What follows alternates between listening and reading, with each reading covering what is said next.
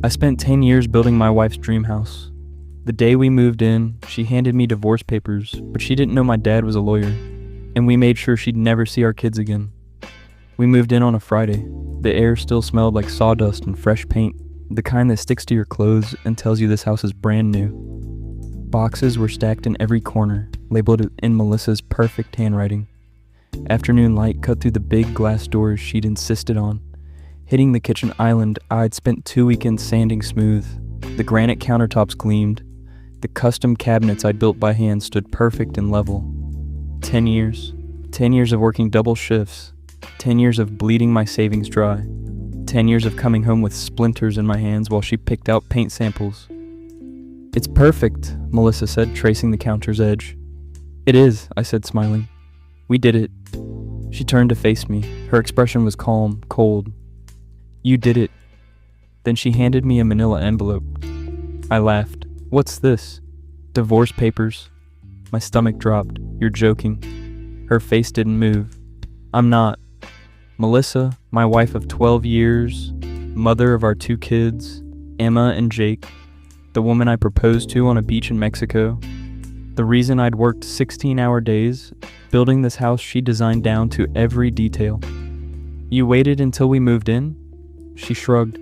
"I wanted the kids to have a stable home before I left. Don't make this harder than it needs to be." "What about them?" "They'll live with me, obviously. This is their home." Her voice was rehearsed, practiced. "You can't just..." "I can and I am. My lawyer will be in touch. You should probably get one too." Then I saw it, the faint smirk. The new iPhone I hadn't bought her. The perfume I didn't recognize. The way she kept glancing at her phone. There was someone else. "Who is he?" "That's not relevant." She walked out, left me standing in the kitchen I'd built, holding divorce papers I hadn't seen coming. The front door closed. Her car started. She drove away. I sat down on a box and read the papers. She wanted everything. The house, primary custody, child support, alimony, half my retirement, everything I'd worked for.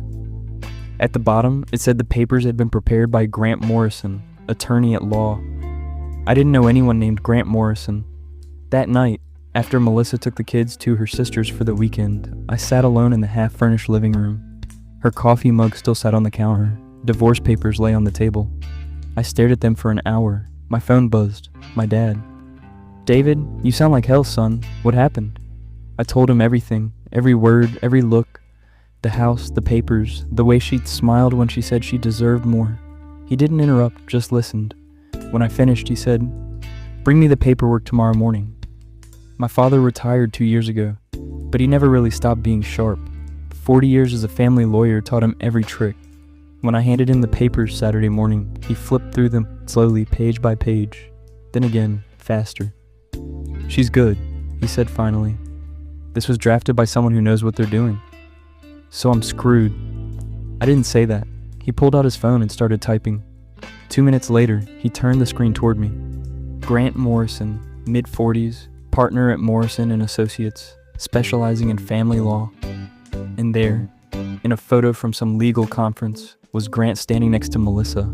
The photo was dated 3 months ago. "Son of a bitch," I whispered. Dad nodded. "I've seen this pattern 100 times. Woman consults a lawyer. Lawyer provides comfort. Things get personal.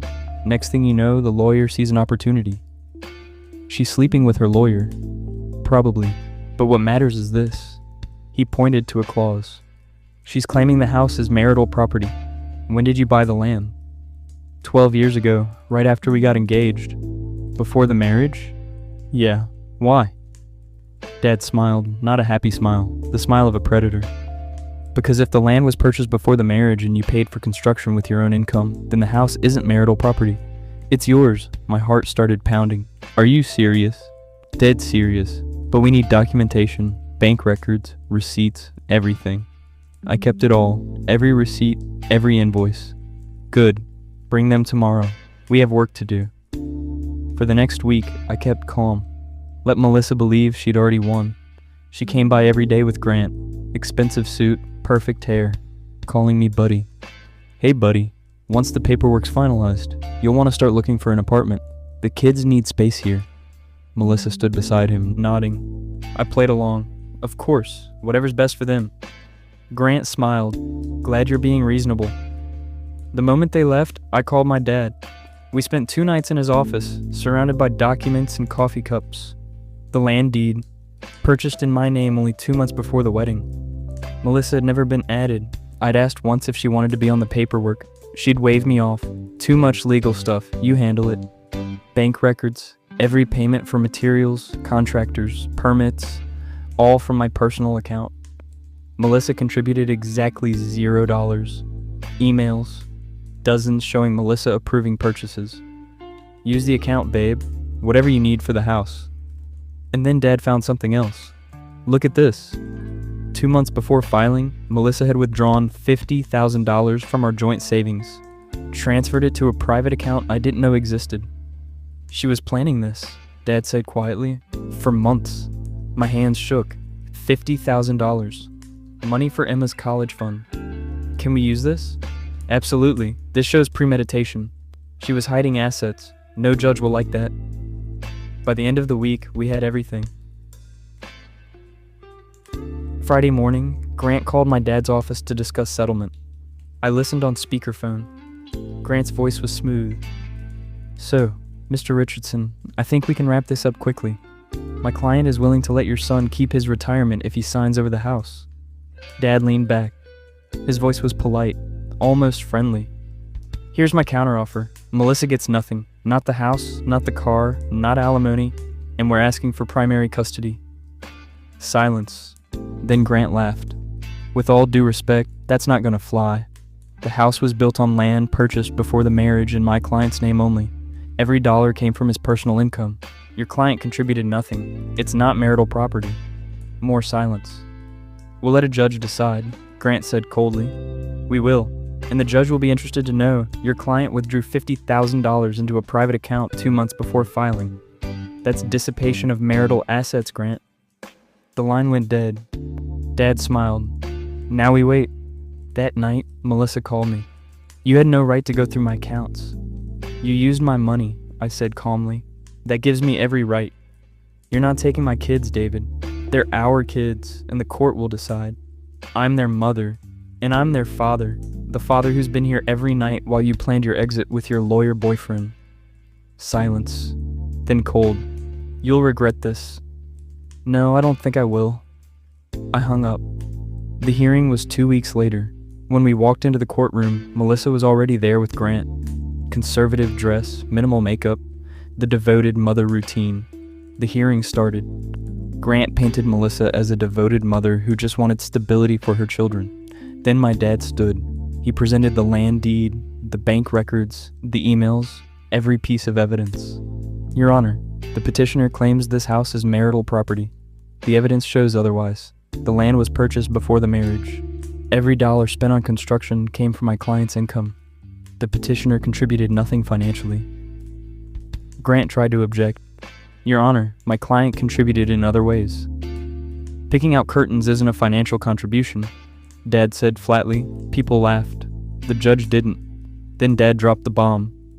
Furthermore, we have evidence the petitioner withdrew $50,000 into a private account 2 months before filing. This was done without my client's knowledge. He handed over the bank statements. Melissa's face went pale. Grant stood stammering. Your Honor, that money was hidden, Dad finished. Hidden in preparation for this divorce. The judge studied the documents. Then Dad continued. We also have evidence suggesting an inappropriate relationship between the petitioner and her attorney during this case. He handed over photos. Melissa and Grant at a wine bar, at a hotel lobby, getting into his car together. Grant was sweating. Your Honor, I request a recess. Request denied, the judge said. I've heard enough. My heart pounded. The judge shuffled his papers. The courtroom went silent. I've seen enough. Everyone froze. He read his decision slowly.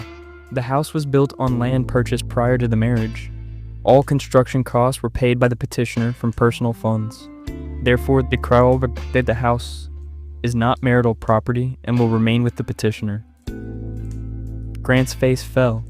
Regarding the $50,000, the court finds this to be dissipation of marital assets. The respondent will return those funds. Melissa's eyes went wide. And as for custody, the judge looked at Melissa. The court finds the respondent demonstrated a pattern of deception. Primary custody is awarded to the petitioner. Melissa's head snapped up. What? The respondent will have supervised visitation every other Saturday. She stood. You can't do this. The judge's voice was flat. Ma'am, you did this. Outside, Grant tried to approach me. I walked past him without a word. Melissa stood by her car, crying into her phone, realizing she'd lost everything she thought she'd won. Dad walked beside me. How do you feel? Like I can breathe again. She'll appeal, but she won't win, and Grant's gonna have ethics problems. Good. 2 weeks later, Melissa's appeal was denied. She got supervised visitation, 2 hours every other Saturday at a state-monitored facility. Grant stopped returning her calls after his firm opened an ethics investigation. The house, the one I'd built with my own hands, stayed mine. Every window, every tile, every cabinet, all mine. The first night the kids came home, Emma hugged me and didn't let go. I missed you, Dad. I missed you too, sweetheart. Jake was quieter, but when I tucked him in, he looked up at me. Are we staying here? For real? For real. This is home. He nodded. Good. I went downstairs to the kitchen Melissa had designed, poured myself a drink, sat at the island I'd built. The house was quiet, peaceful, mine. A month later, Melissa sent a text. I made a mistake. I'm sorry. Can we talk? I stared at it for a minute, then I deleted it.